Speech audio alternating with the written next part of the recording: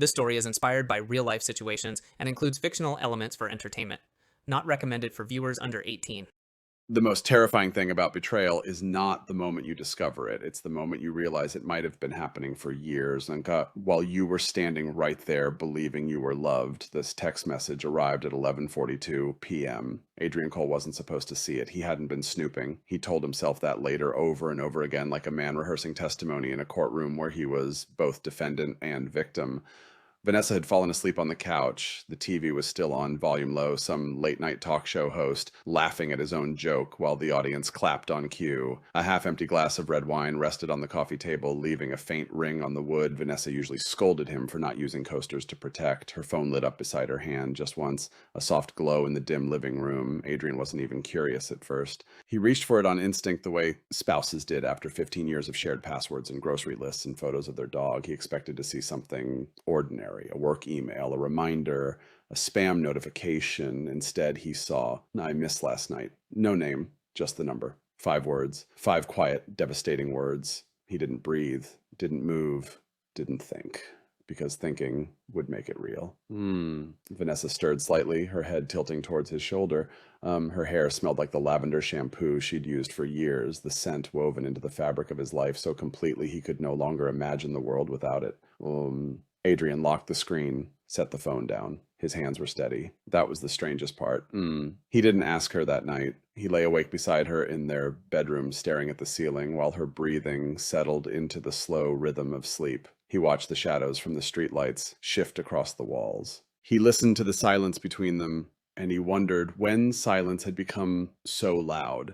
The next morning, Vanessa stood in the kitchen wearing one of his old college t-shirts, her bare legs pale in the early light. She poured coffee into 2 mugs just like she always did. Routine. Sacred, ordinary routine. Big meeting today, she asked. He watched her carefully.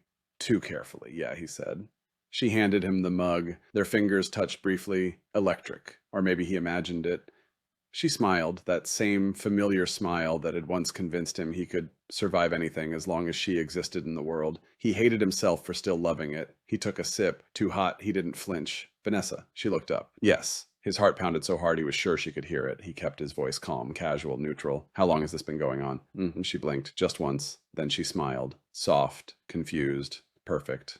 What do you mean? The words landed gently. Like snow, like a lie. He studied her face, every inch of it, searching for cracks, for guilt, for something, anything, but she only looked at him the way she always had, open, patient, waiting, and suddenly he wasn't sure which possibility terrified him more, that she was lying, or that she wasn't. He forced a small laugh, shook his head. Nothing, he said. I just had a weird dream. She relaxed instantly. Oh, she smiled again. You always have weird dreams. She leaned in and kissed his cheek, quick, automatic, a reflex built over years. He remembered when her kisses used to linger. After she left for work, Adrian sat alone at the kitchen table. Her coffee mug was still half full, a faint print of her lipstick on the rim. Proof she had been there, proof she was real, proof he wasn't imagining everything. He picked up her mug, stared at it. He didn't know what hurt more, the message or the smile, because the message could have been anything. But the smile had been perfect, too perfect, and for the first time in 15 years, Adrian Cole realized something he had never allowed himself to consider before. He did not know his wife, not completely, not anymore, and maybe he hadn't for a long time. He looked at the empty doorway where she had stood just minutes earlier, and a question settled into his chest like a stone. Not, who is she cheating with, but when did she stop loving me? That night, he would check her phone again, not because he wanted to, but because he already knew. He was no longer the man she was hiding things from. No, he was the man she was hiding things behind, and he had no idea how to survive that. There was a moment years ago when Adrian Cole could tell what Vanessa was thinking just by the way she closed a door. Not slammed, not gently, but in that careful, measured way that meant she was holding something inside. Now every door she closed sounded the same. Or maybe he just didn't know how to listen anymore. 3 days passed before he checked her phone again. 3 days of pretending. 3 days of watching her move through their house like a ghost wearing his wife's face. It happened on a Thursday. Rain pressed softly against the windows, turning the Seattle skyline into a watercolor blur. Adrian sat at the dining table with his laptop open and unfinished building design glowing on the screen. Vanessa was in the shower upstairs. Her phone rested on the kitchen counter, silent, harmless. He stared at it for a long time, long enough to argue with himself, long enough to hate himself. Then he stood, walked over, picked it up. The screen lit instantly. No password. She had never changed it. That hurt more than if she had. He opened her messages. Nothing unusual at first. Her sister, a coworker named Melissa, a group chat titled Brand Team Chaos filled with memes and complaints about deadlines. Normal. Then an unsaved number. His throat tightened. He opened it. The thread was short, painfully short. I missed last night. That same message. And beneath it, Vanessa, me too, sent at 12:06 a.m., 4 minutes later, 4 minutes. That was how long it had taken her to answer. Adrian felt something collapse quietly inside his chest. No hearts, no emojis, no declarations, just 2 words. Me too, simple, intimate, irreversible. He heard the shower upstairs turn off. He locked the phone, put it back exactly where it had been. He returned to the dining table, sat down, stared at his building design. He couldn't remember what it was supposed to be. Do you want Thai tonight? Vanessa's voice came from behind him. He turned. She stood in the doorway, her hair damp, wearing a soft gray sweater that slipped off one shoulder. She looked comfortable, at ease, like a woman with nothing to hide. Sure, he said. She smiled. God, that smile. I'll order from the usual place. She picked up her phone. His stomach twisted. He watched her thumbs move across the screen. Was she texting him right now, standing in front of her husband? He wanted to grab the phone, throw it against the wall, scream.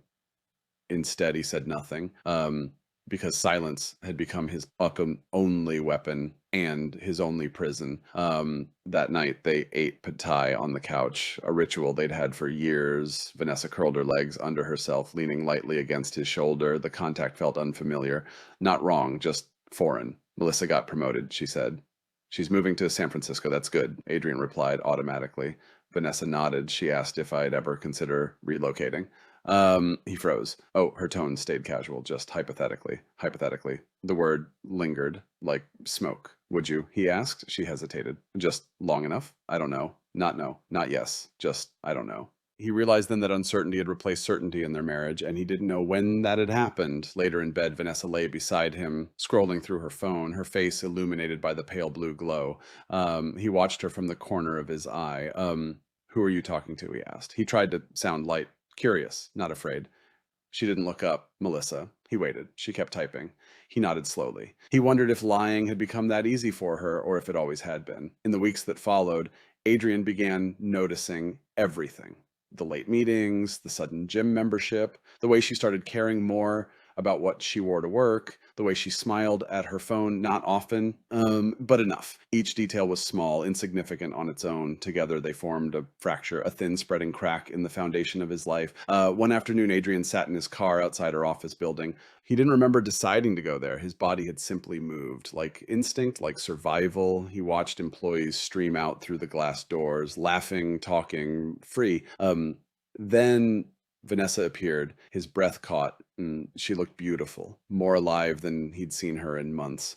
She stepped onto the sidewalk, paused, checked her phone, and smiled. Not the polite smile she gave strangers, not the automatic smile she gave him. This one was different, private, intimate, real.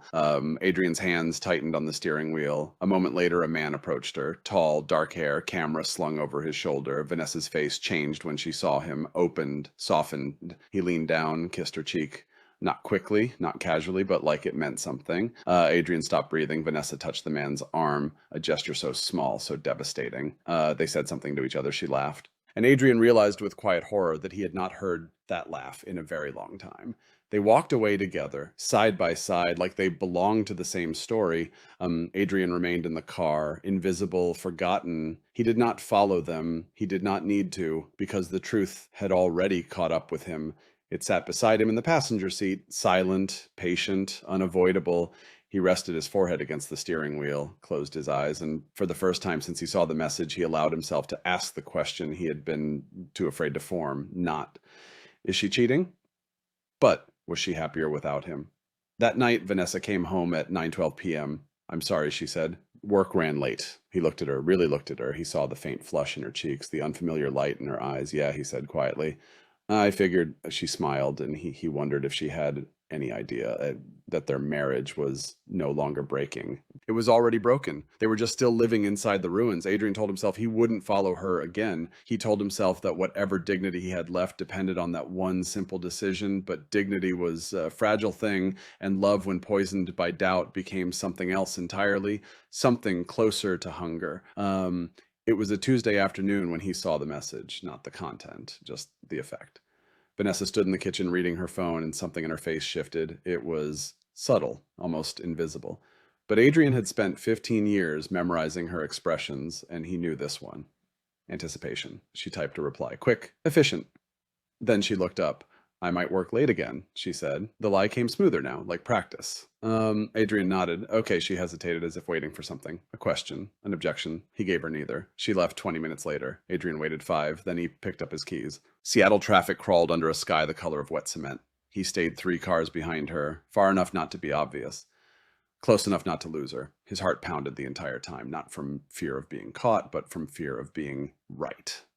Vanessa didn't drive toward her office. She drove downtown, past the office buildings, past the familiar routines of her normal life, toward Pioneer Square. She parked along the street. Adrian parked half a block away. He watched her step out of the car. She wore the navy dress, the one she used to save for special occasions. His chest tightened. She checked her reflection in the car window, smoothed her hair, waited. That was the worst part, the waiting, because waiting meant expecting, and expecting meant caring. A few minutes later, he saw him, the man from before. Tall, lean, dark hair that fell carelessly across his forehead. A camera hung from a strap around his neck. He walked with the quiet confidence of someone comfortable in his own existence. Vanessa saw him, and everything about her changed. Her posture, her face, her eyes. She smiled, not the polite smile, not the automatic one. This one was alive. The man smiled back. He stopped in front of her. Closer than strangers stood. Hey, he said. Adrian couldn't hear the word, but he saw it on his lips. Vanessa laughed softly, a sound Adrian remembered like an old song. The man leaned in, not for a kiss, just close enough to speak near her ear. Vanessa's hand touched his arm, light, familiar, unafraid. Adrian felt the world tilt. Nothing inappropriate had happened, not technically, but everything had, because intimacy wasn't built on kisses. It was built on comfort. And she looked comfortable with him, more comfortable than she had looked with Adrian in years. They began walking side by side, not touching, but aligned, like gravity existed between them. Adrian followed, keeping his distance. They stopped at a small coffee shop. Vanessa said something. The man listened, really listened. His attention didn't wander. He didn't check his phone. He didn't look past her. No, he looked at her as if she mattered, as if she was the only thing in the world worth seeing. Adrian realized with a sharp, unbearable clarity he hadn't looked at her like that in a very long time. Inside the cafe, they sat across from each other. Their knees almost touched. Vanessa leaned forward, smiling, talking, alive. The man said something that made her laugh again. She covered her mouth, a gesture Adrian hadn't seen since their early years together, before mortgages, before routines, before distance. The photographer lifted his camera, gestured silently, asking permission. Vanessa hesitated, then nodded. He took her picture. Not quickly, not casually, carefully, like she was something rare, something worth preserving. Adrian felt something break inside him. Not loudly, not dramatically, but permanently. Because he realized something he had been too afraid to name. This man wasn't stealing his wife, he was witnessing her, and somehow that hurt more. They stayed there for over an hour, talking, laughing, existing inside a world Adrian could not enter. When they finally stood, the man touched her back gently as they walked out. Not possessive, not sexual, just connected. Outside, they lingered on the sidewalk. Neither seemed eager to leave. Vanessa said something, her voice softer now. The man nodded. He reached out, brushed a strand of hair from her face. Adrian stopped breathing. Vanessa didn't pull away. She closed her eyes briefly, leaning into the touch just for a second, but a second was enough. Adrian turned away. He couldn't watch anymore. He walked back to his car, each step heavier than the last. He sat behind the wheel, staring straight ahead. His hands rested motionless in his lap. He didn't cry, he didn't scream, he didn't move, because grief, he realized, wasn't always loud. Sometimes it was silent. That night, Vanessa came home at 8:47 p.m. She found Adrian sitting on the couch, the TV on, unwatched. Hey, she said gently. He looked at her, at this woman he loved, at this stranger. Hey, he replied. She studied his face. Are you okay? The question lingered between them, heavy, impossible. He forced a small smile. Yeah, she nodded slowly, as if she wanted to believe him, as if she needed to. She leaned down, kissed his forehead. The gesture was tender, familiar, empty. He closed his eyes after she walked away, and for the first time he allowed himself to understand the truth. He wasn't losing her. He had already lost her. He just didn't know when. Guilt did not arrive all at once. It seeped in, quiet, patient, like water finding cracks in a foundation Adrian had spent years pretending was solid. It began with a smell. Hotel soap. That was all it took. Vanessa had bought a new body wash, something expensive, something that came in a minimalist white bottle with black lettering, the kind of thing featured in lifestyle magazines that promised reinvention through consumption. Adrian stood in the shower one morning, letting the hot water run over his back, and caught the scent. Clean, neutral, clinical. And suddenly he wasn't in Seattle anymore. He was in Chicago 5 years earlier, room 2714. The Langford Hotel. Back then he had told himself he was just tired. That was the word he used. Tired of deadlines, tired of being needed, tired of feeling like his life had already settled into its final shape. He had been 37, old enough to fear time, young enough to resent it. Vanessa had stayed home. She had kissed him goodbye at the airport. Call me when you land, she'd said. He promised he would. He meant it. At the time, Chicago had been cold, brutally cold, the kind of cold that made the city feel temporary, like something people passed through instead of belong to. His meetings went well, too well. Success, he learned, created its own kind of loneliness. That night, his colleagues invited him out for drinks. He almost said no. He should have said no. Instead, he went. The bar was dim, loud, alive. He remembered the first time he saw her. Her name was Claire Whitman. She wasn't extraordinary, not in any obvious way. Blonde hair, green eyes, a simple black dress. But she looked at him, not past him, not through him, at him. You look like someone who doesn't belong here, she said. He laughed. And you do know, she said, but I'm better at pretending. They talked about nothing, about everything. About architecture, about travel, about the quiet panic of realizing life was finite. She listened, really listened, and Adrian realized how long it had been since anyone had done that. He called Vanessa that night, just like he promised. She answered on the second ring. Hi, she said, her voice warm, familiar, safe. He told her about his meetings. She told him about her day. They said, I love you. He meant it. He always meant it, but meaning something didn't always stop you from breaking it. After they hung up, he stared at the phone for a long time. Then he looked at the hotel room door, at the empty space beyond it, at the silence. He told himself he deserved one night of not being himself, one night of forgetting the man he had become. When Claire knocked, he opened the door. He remembered everything, the way she hesitated before stepping inside, the way she asked, are you sure? The way he said yes, not because he was sure, but because he didn't want to think anymore. He told himself it didn't matter, that it wasn't real, that it was just loneliness wearing another person's skin. He told himself Vanessa would never know, and that was the justification. Not that it was right, not that it was harmless, just hidden. Afterward, Claire lay beside him, silent. She traced the line of his arm with her finger. You love her, she said. It wasn't a question. Yes, Adrian replied. Claire nodded. She didn't look surprised. Then why did you do this? He didn't answer, because there was no answer that didn't sound like betrayal. He never saw her again. He never called. He deleted her number at the airport. By the time he landed in Seattle, he had already begun rewriting the story in his mind. It was a mistake. It meant nothing. It didn't count. He came home. Vanessa ran into his arms. She held him tightly. I missed you, she said. He buried his face in her hair. I missed you too. And the lie became part of their marriage, buried, silent, forgotten, until now. Adrian stood in the shower water, running cold, his hands pressed against the tile, his breathing uneven, because now he understood something he hadn't then. It had meant nothing to him, but that didn't mean it would have meant nothing to her. Pain wasn't measured by intent. It was measured by impact. He wondered what Vanessa would have done if she had known. Would she have forgiven him? Would she have left, or worse? Would she have stayed? That night, he watched her from across the living room. She sat on the couch reading something on her phone, her face calm, peaceful. He wondered if Elliot knew her favorite color, if he knew she cried during documentaries about animals, if he knew she hated cilantro. Adrian knew all those things, and still he had broken her once, even if she never knew, or maybe the thought hit him like a physical blow. Maybe she did know. Maybe that was when everything had changed. Maybe that was when she stopped looking at him the same way. Maybe that was when she started disappearing, not physically, but emotionally, piece by piece, year by year, until there was nothing left to hold on to. Vanessa looked up suddenly. Their eyes met. She smiled, soft, familiar. And Adrian felt tears burn behind his eyes because for the first time he realized something unbearable. He wasn't just the victim, he was the origin.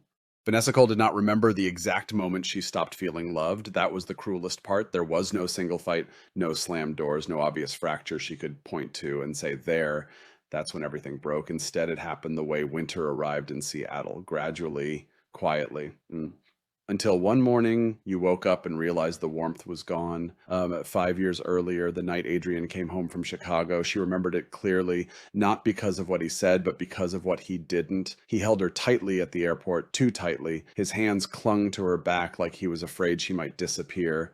I missed you, he said. She smiled against his chest. I missed you too, and she meant it. She had counted the days, the hours, the minutes. Marriage, she believed, was built on small acts of returning. He smelled different. She noticed it immediately. Not perfume, not exactly, just unfamiliar. She ignored it. Because love she had learned required a certain amount of chosen blindness. She found the receipt 3 days later. It fell out of his coat pocket while she was doing laundry.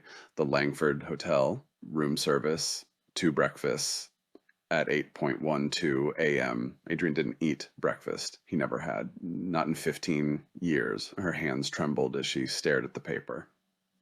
There were explanations. There were always explanations. Maybe he ordered extra. Maybe it was a mistake. Maybe she folded the receipt, put it back, and never asked. Not because she didn't want the truth, but because she wasn't sure she could survive it. That was the moment, not when he cheated, but when she chose silence. Because silence was safer than confirmation. After that, things changed. Not visibly, not to anyone else. They still laughed, still hosted dinner parties, still posted smiling photos on Instagram, marriage goals. She hated that hashtag. But inside, something had shifted. She started watching him, the way he checked his phone, the way he avoided certain conversations, the way his apologies became automatic, not thoughtful, not specific, just expected. He wasn't cruel. He wasn't distant in any obvious way. He was there physically, reliably, faithfully, and somehow that made it worse because she couldn't accuse him of anything, not without exposing the truth she had buried. So she carried it alone year after year. Loneliness inside a marriage was a special kind of isolation. No one saw it. No one believed it because from the outside, everything looked perfect. She met Elliot on a Thursday 2 years ago. It was for work, a branding shoot. He was the photographer. She almost didn't notice him at first. He wasn't loud, wasn't charming in the obvious ways. He just observed. After the shoot, while her team packed up equipment, Elliot approached her. Can I show you something? He asked. She nodded. He turned his camera screen toward her. It was a photo of her, not posed, not smiling, just standing by the window looking out. She barely recognized herself. She looked sad, vulnerable, human. That's not how I look, she said. Elliot tilted his head. That's exactly how you look. She laughed uncomfortably. You must have caught me off guard. He didn't argue, didn't correct her. He just said quietly, you look like someone who hasn't been seen in a long time. The words settled deep inside her because they were true. He didn't flirt with her. Not at first. He didn't touch her, didn't compliment her beauty. He asked her questions, real questions. What makes you happy? She didn't know how to answer. When's the last time you did something just for yourself? She couldn't remember. He listened. That was all. And somehow that was everything. Months passed before anything changed. Before the coffee, before the messages, before the first time he touched her hand. It happened slowly, like waking up. She told herself it wasn't wrong because nothing had happened. Not technically. But emotional honesty had a gravity of its own. It pulled her closer. The first time he kissed her, she cried, not out of guilt, but out of grief, because she realized how long she had been asleep, how long she had been surviving instead of living. I'm sorry, she whispered. Elliot pulled back. We don't have to do this. She shook her head. Yes, she said we do, not because she didn't love Adrian, but because she didn't love herself anymore. And Elliot reminded her that she existed. Now standing in her kitchen years later, Vanessa watched Adrian carefully. He seemed smaller somehow, quieter, like a man haunted by something he couldn't name. Guilt, she thought. She wondered if he finally remembered or if he had always known. He looked at her differently now, like he was searching for someone he used to know. She wanted to tell him everything, the receipt, the silence, the years of wondering, but what would be the point? Some truths didn't heal. They only confirmed the damage, Vanessa. His voice broke her thoughts. Yes, He hesitated, then shook his head. Nothing. She smiled, soft, gentle, the same smile she had given him for 15 years, but inside she knew the truth. Elliot hadn't stolen her, he had found her, and that made all the difference. The confrontation did not begin with shouting. It began with a question Adrian had rehearsed 100 times in his head and still wasn't ready to ask. It was Sunday evening, the kind of quiet Seattle evening where the sky turned pale gray before fading into night and the world seemed to hold its breath. Vanessa stood at the kitchen counter slicing lemons. The knife moved in slow, precise motions. Routine. Everything about their life had become routine. Adrian stood in the doorway watching her. He noticed things he had ignored for years. The faint lines near her eyes, the way she held tension in her shoulders, the distance, not physical, something deeper. He realized suddenly he did not know how to reach her anymore. Vanessa, she looked up. Yes, her voice was calm, open, dangerously calm. His heart pounded. I saw you. He hadn't planned to say it like that, but the truth rarely waited for permission. She didn't speak, didn't pretend not to understand, didn't ask what he meant. She just looked at him. And in that silence, he knew she already understood. Downtown, he said, with him. The word him hung between them. Heavy, final. She set the knife down carefully, wiped her hands with a towel, still calm, still controlled. How long, he asked. There it was. The question that had been eating him alive. How long have you been betraying me? How long have I been a fool? How long have you stopped loving me? Vanessa didn't answer immediately. She pulled out a chair, sat down, folded her hands in her lap. I don't know, she said softly. The answer hit harder than any number. You don't know. Her eyes met his. It didn't start the way you think. Anger flared in his chest. Is there a way this makes it better? No. Her honesty disarmed him. He had expected lies, denial, excuses, not this, not calm acceptance, not truth. Are you in love with him? No. The question broke something inside him as he asked it. Vanessa inhaled slowly. I don't know. Again, I don't know. Those 3 words destroyed everything. He laughed bitterly. You don't know. She didn't react, didn't defend herself, didn't apologize, and somehow that hurt more than anything. Did you sleep with him? The words felt like broken glass in his throat. She hesitated just for a second, then, yes. The room went silent, completely silent. Adrian felt the world narrow, collapse. He nodded slowly, as if he had expected it, as if knowing made it easier. It didn't when he asked. She looked at him carefully. Does it matter? Yes. His voice cracked. It matters. She studied him, really studied him, and something shifted in her expression. Not guilt, not shame, recognition. 5 years ago, she said quietly. Adrian froze. 5 years. Chicago, the Langford Hotel. His stomach dropped. Vanessa continued. Not immediately, she said. Not when I first met him. Her voice was steady, measured, but that's when everything changed. He couldn't breathe because suddenly he understood. 5 years ago, he repeated, his voice barely a whisper. She nodded. That's when I stopped believing you loved me. The words hit harder than any confession. What she held, his gaze. I found the receipt. His heart stopped. The hotel, she said. 2 breakfasts. Silence roared in his ears. She knew. She had always known. He staggered back slightly. His voice failed. She didn't look angry. She didn't look vindicated. She looked tired. I never asked you, she said. He stared at her. Why not? Her answer was simple. Because I already knew. The truth collapsed around him. All these years, he thought he was the only one carrying that secret. All these years, she had been carrying it too, alone. I'm sorry, he whispered. The words came too late. They always came too late. She smiled sadly. I know, not, I forgive you. Just, I know. Tears filled his eyes. You should have told me. Her expression didn't change. So should you? He had no defense, no argument, no escape, because she was right. I hated you, she said quietly, the words barely audible. Not all the time, not even most of the time, she swallowed, but sometimes. His chest tightened, and then I hated myself more, she continued. For staying. Silence filled the space between them. Years of silence, years of damage, years of pretending. I didn't plan this, she said. Elliot, she said his name without hesitation, without shame. He just saw me. Adrian closed his eyes because he understood now. It wasn't about sex. It wasn't about passion. It was about absence, and he had been absent for years, even when he was standing right beside her. I never stopped loving you, he said weakly. She nodded gently. I know. And somehow that made it worse because love hadn't been enough. It had never been enough. They stood there, 2 strangers, 2 ghosts, 2 people who had destroyed each other slowly, quietly, without meaning to. Do you want to leave? He asked. The question terrified him. She didn't answer right away. I don't know, she said. Honest, brutal, real. No lies left, no illusions left, only truth. And truth, Adrian realized, was far more painful than betrayal. The strangest thing about the end of a marriage was how quiet it could be. No screaming, no shattered glass, no doors slammed hard enough to echo. Just two people sitting across from each other, realizing they had run out of lies to soften the truth. After the confession, neither Adrian nor Vanessa moved. The kitchen clock ticked on the wall, steady, indifferent. Adrian became aware of small things, the hum of the refrigerator, the faint sound of traffic outside, Vanessa's breathing. He had listened to that breathing for 15 years, and yet now it felt unfamiliar. Why didn't you leave me? He asked finally. Vanessa didn't look surprised by the question. She had probably asked herself the same thing 1,000 times. I tried, she said. His chest tightened when her lips curved into a faint, sad smile. You didn't notice. The words cut deeper than anger ever could. She looked down at her hands. There were nights I lay awake next to you and imagined packing a suitcase. He said nothing. I imagined telling you I was done.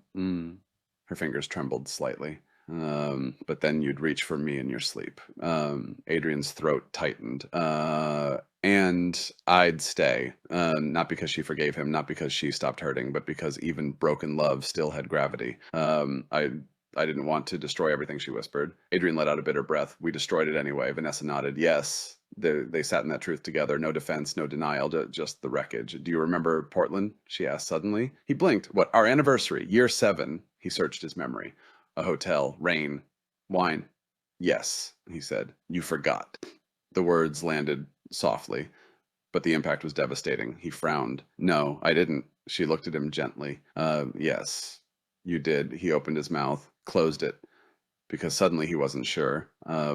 She continued. You spent the entire dinner answering emails. A flash of memory surfaced, his phone vibrating on the table, his irritation, his distraction. I said it was fine, she said. I told you I understood. Her eyes filled with tears. But that was the night I realized I wasn't your priority anymore. Adrian felt sick. I didn't know. I know. That phrase again. I know. Not accusation, not forgiveness, just truth. They began talking then, really talking, for the first time in years, not about groceries, not about work, not about schedules, about everything they had buried. I felt invisible, Vanessa said. I felt replaceable. Adrian swallowed hard. I never meant to make you feel that way. She nodded. I believe you. That was the tragedy. He hadn't meant to hurt her, but he had anyway. And you, she asked. He hesitated. I felt like I was disappearing too. She frowned slightly. I didn't think you needed me anymore, he admitted. You were strong, independent. He laughed bitterly. I thought you'd be fine without me. Vanessa stared at him. I was never fine without you. The words broke something inside him, because all those years they had both been suffering, both been afraid, both been alone, together. Do you love him? Adrian asked. He didn't say Elliot's name. He didn't need to. Vanessa took a long breath. I don't know, she said, but I know how I feel when I'm with him. Adrian nodded slowly. That was answer enough. And you, she asked. He looked at her, really looked at her. I love you, he said, his voice cracked. I never stopped. Tears slid down her cheeks, I know. She stood suddenly, walked to the window, wrapped her arms around herself. I wish that had been enough. He did too. God, he did too. They slept in the same bed that night, not touching, not speaking, just lying side by side in the dark like strangers forced to share space. Adrian stared at the ceiling. He wanted to reach for her, but he didn't because he knew she didn't belong to him anymore. Maybe she hadn't for years. Beside him, Vanessa lay awake, listening to his breathing, memorizing it, preparing for its absence. At 2:17 a.m., she whispered his name. Adrian, he turned his head. Yes, she hesitated, then asked the question that mattered most. When did we stop being us? He closed his eyes. He didn't know. Maybe it had been Chicago. Maybe it had been Portland. Maybe it had been 1,000 tiny moments they never noticed. I don't know, he said. And that was the most honest answer he had ever given her. Morning came too quickly. Sunlight filled the room. Vanessa was already awake, sitting on the edge of the bed. He watched her silhouette, memorized it.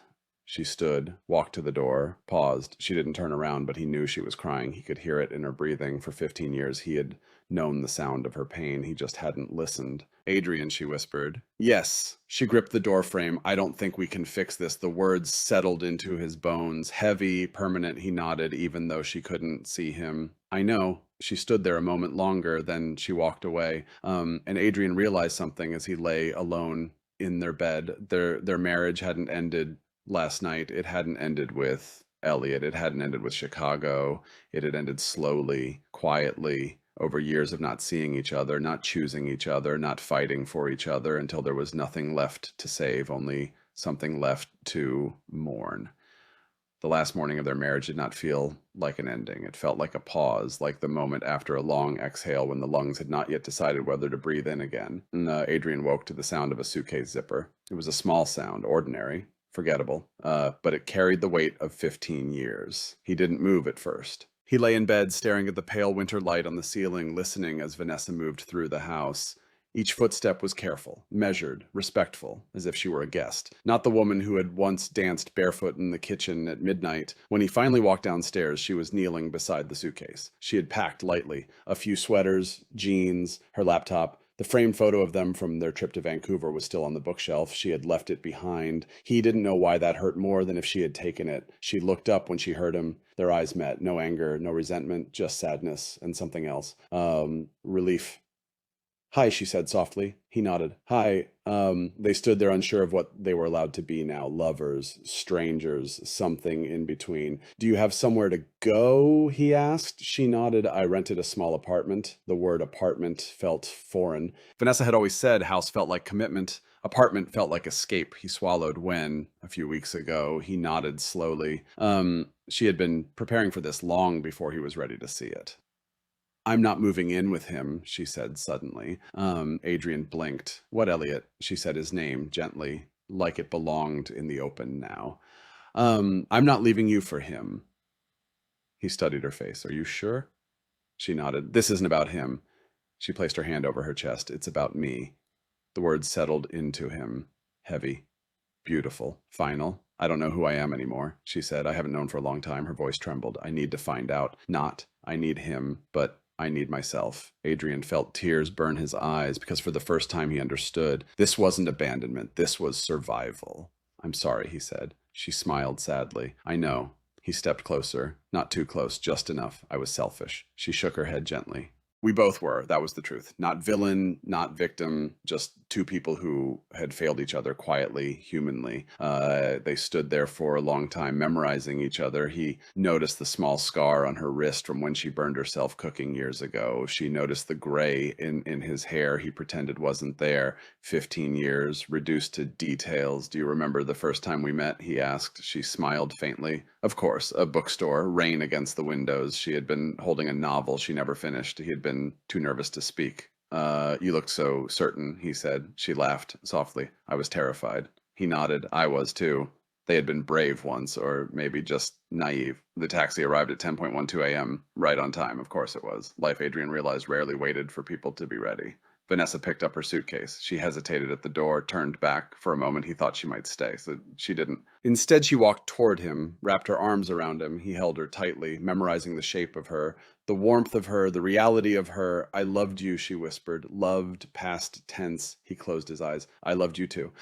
They stayed like that for a moment longer. Then she pulled away. Tears streamed down her face, but she was smiling. Not happily, but honestly. Goodbye didn't always look like heartbreak. Sometimes it looked like freedom. He watched from the doorway as she walked to the taxi. She didn't look back immediately. She placed her suitcase inside, spoke to the driver, then just before getting in, she turned. Their eyes met across the distance. 15 years passed between them in silence. She raised her hand, a small wave. He raised his, and then she was gone. The house felt different without her, not empty, just quiet.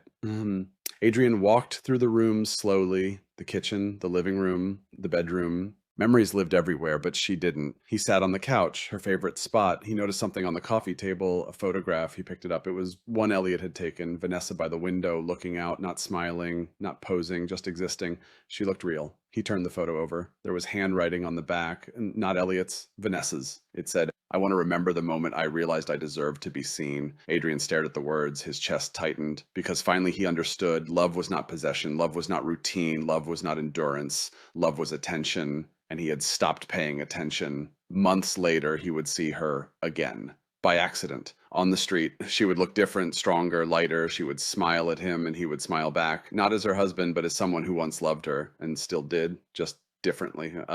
That night, Adrian sat alone in the quiet house. He expected to feel anger, regret, bitterness. Instead, he felt something else, acceptance. because love, he realized, did not die when people left. It died when they stopped seeing each other. And maybe, just maybe, letting her go was the first real act of love he had given her in years.